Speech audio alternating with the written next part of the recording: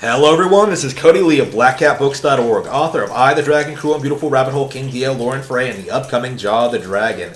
So, last week, we were graced with the presence, the return of Nintendo's Pink Blob Kirby to Nintendo Switch. After a rather middling adventure on Kirby in Kirby Star Allies in 2018, I was very anxious to see where Kirby went, because I was going to go in its next adventure, because Star Allies was a very disappointing Nintendo Switch release. I found it one of the weakest titles in that initial in that year of 2018. I thought it didn't do a lot to evolve the formula. I didn't like the length of the game. I didn't like the content. I didn't like the updates. Like I had a lot of problems with it. Other than like the visuals, I think, and maybe like the multiplayer.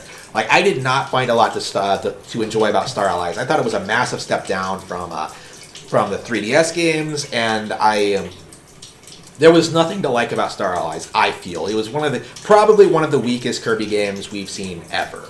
And so like I went into this Forgotten Land hoping that Kirby would make a return to form, that it would be great again, that it would really recapture the magic of the 3DS games. And not only did HAL Laboratories do it, they exceeded my expectations.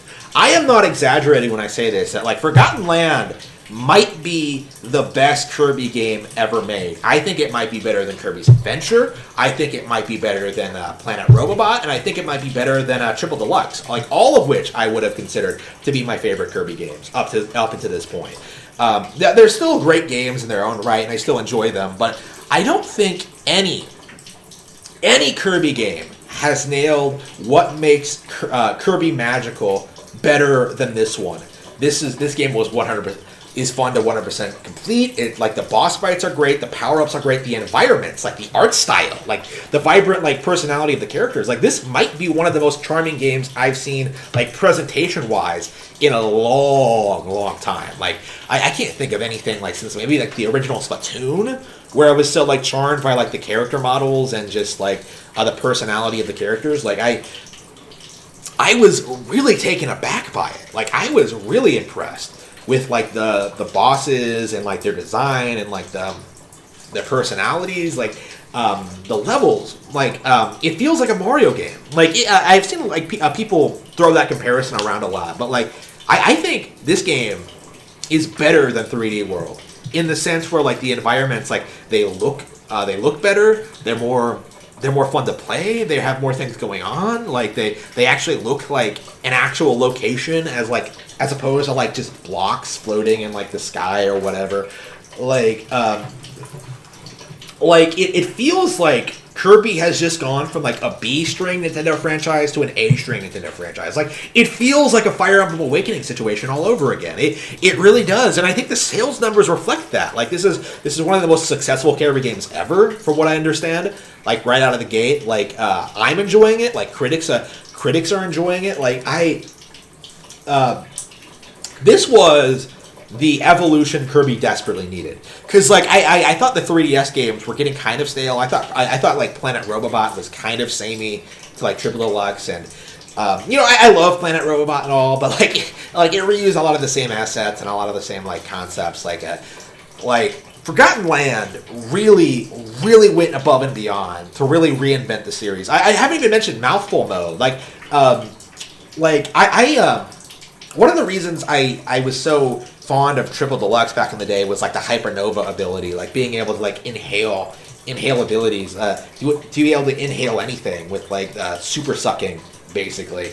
I really enjoyed that. But like it's a very situational thing. It's very gimmicky, and although I personally enjoyed it, I can kind of see like why it's not like remembered all that fondly among fans. But when it comes to Mouthful Mode and Forgotten Land, like that goes all out the window, because Mouthful Mode is memorable. It has a lot of interesting utility. You get like all sorts of power-ups throughout the entire game, including one of the best climaxes to any boss fight I have seen in a final boss fight I have seen in a long time. Yeah, I was just like, there were so many times when I was playing this where I was just like smiling, like found myself like just just being like, holy crap, I am having a lot of fun. I am enjoying myself just watching things happen, right? Just watching characters just interact with each other and just like unlocking new things, right? Like there's a Waddle Dee town where you all your rescued Waddle Dees go and like build more stuff for you to use. Like there are trophies to collect. There's an achievement system. Like there's a Coliseum that I haven't even tried. Like there's a post game. Like there's so much stuff to do here. Like this game is so jam packed with content. Like I have to say, like if Legends Arceus did not impress me as much as it did, like this would be a contender for Game of the Year. Fuck Elden Ring. Fuck that pussy casual shit. Like it's all about Kirby now. It's all about like a character that can solo the entire Elden Ring universe. Like it's entirely about this new Nintendo Switch game that is just blown my mind so thoroughly that like I cannot wait to stream it this weekend for you guys to enjoy. I am crazy about this game. I highly recommend it. One of the best Nintendo Switch games out there this year.